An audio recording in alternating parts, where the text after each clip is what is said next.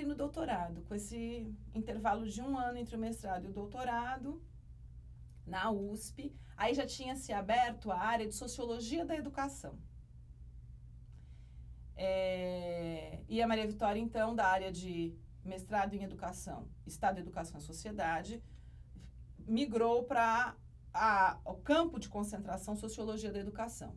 E, então, no doutorado, eu estudei as relações de gênero na escola, no ensino fundamental, e como que a gente tem escola mista, mas isso não significa que é coeducação.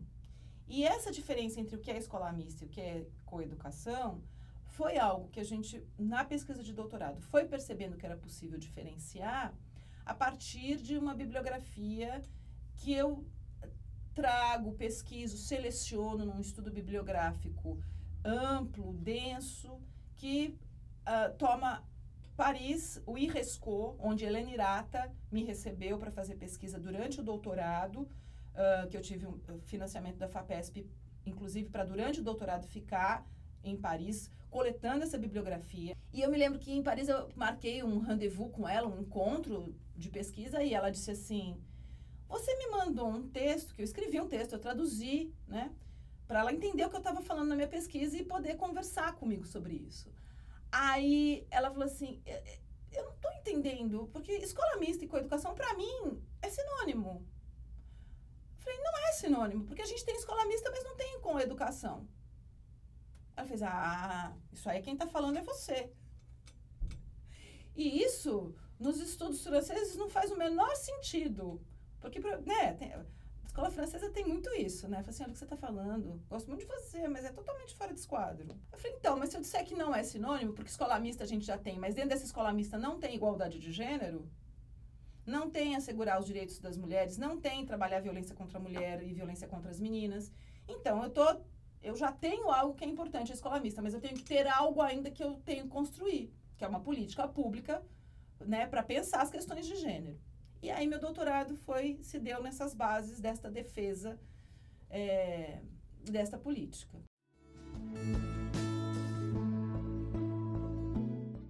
Eu tenho colegas hoje na Universidade de São Paulo, na Faculdade de Educação, que foram contemporâneas às professoras Marília Carvalho e Maria Vitória Benevides, que dizem que a maneira hoje, por exemplo, que eu trabalho gênero, feminismo e lesbianidades é muito militante. Que tem que tomar um pouquinho de cuidado, tem que tomar cuidado mesmo. Existe uma resistência que sempre, de diferentes maneiras, apareceu e aparece, tanto no meio acadêmico, quanto no meio militante do campo da esquerda, e que vai contra a perspectiva feminista, os estudos de gênero, e que tende a deslegitimar as mulheres militantes feministas, que tende a deslegitimar os estudos feministas, os estudos de gênero, e isso não parte exclusivamente de fundamentalistas, conservadores, pessoas de ultradireita, né? Isso também parte do campo da esquerda, discursos contra o identitarismo, como se, né, a gente fizesse pesquisa identitária e a pesquisa, então, vale menos, né? Bom, isso se acirra ainda mais na minha produção e no campo, portanto, porque você vê, há um andar paralelo entre a minha formação, a minha produção e como o campo de estudos de gênero e o campo de estudos feministas também vem vindo, né? E aí eu vou para o pós-doutorado. É importante lembrar isso, porque quando eu vou para o pós-doutorado, eu queria estudar a paridade, né? O conceito de paridade, porque eu via que a gente estava começando a debater cotas, e super importante debater cotas. E eu fiz meu pós-doutorado com a Maria Lígia Quartim de Moraes, na Unicamp, no IFISH. E eu prestei uma federal, que é a Unifesp, a Federal de São Paulo, para inaugurar o campus de humanas. Eu e um grupo pequeno de professores, no momento éramos 6 mesmo, não é referência de literatura. E foi muito, muito interessante ver isso, porque tinha resistência dos estudos de gênero. E isso, eu estou te falando, esse debate, essa sensação, não tem nada diretamente ligado a um momento de acirramento de conservadorismo, de políticos de direita, ultradireita conservadora no poder. Estou falando entre os nossos pares.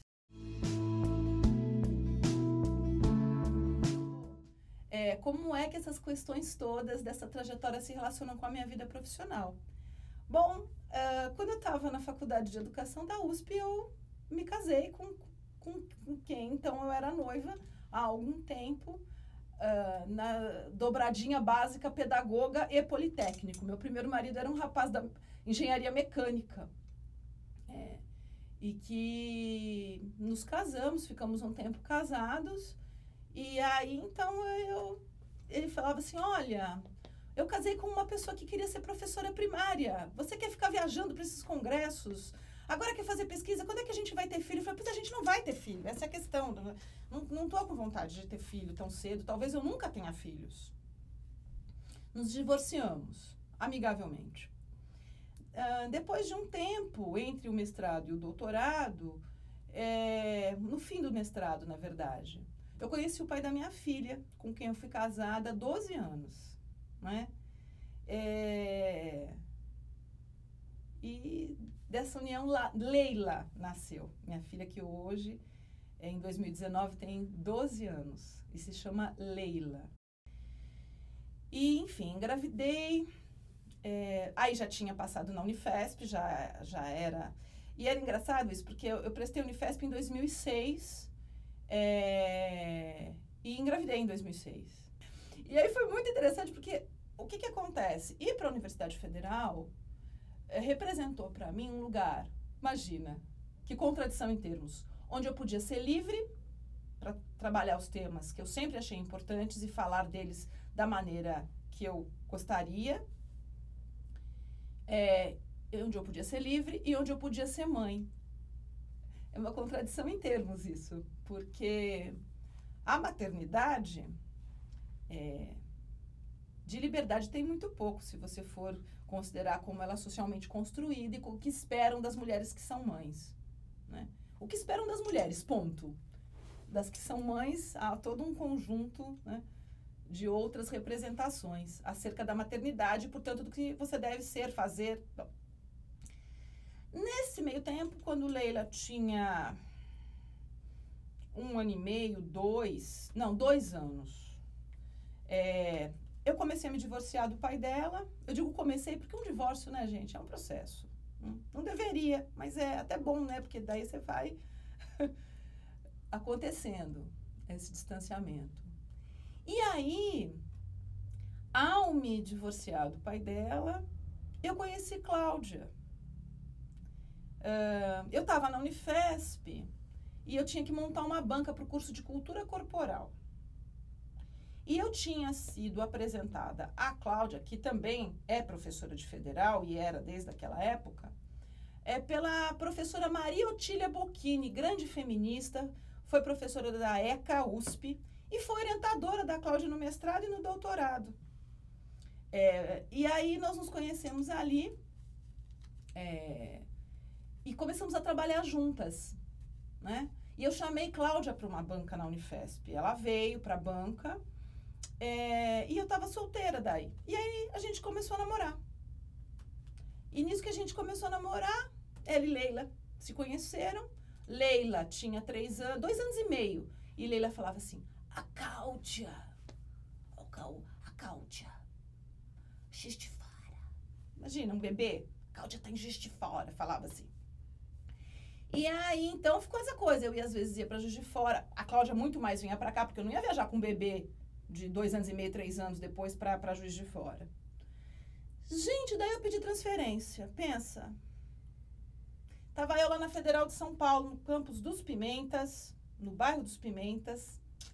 Muito amor pelos Pimentas, adoro. E aí, Cláudia me disse, olha, não dá essa vida de estrada, eu indo, você vindo, Leila acordando, Cláudia, você não quer pedir transferência?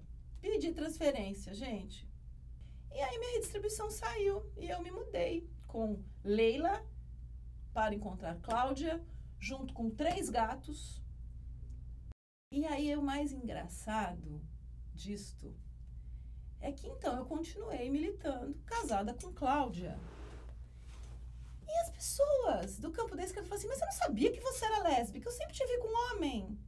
Eu falava, você não sabia que eu tinha que andar com uma mini blusa, assim, eu estou casada com homem, mas pode ser que um dia eu case com mulher. Mas você não falou que você era bissexual? sexual. Não pensava sobre isso.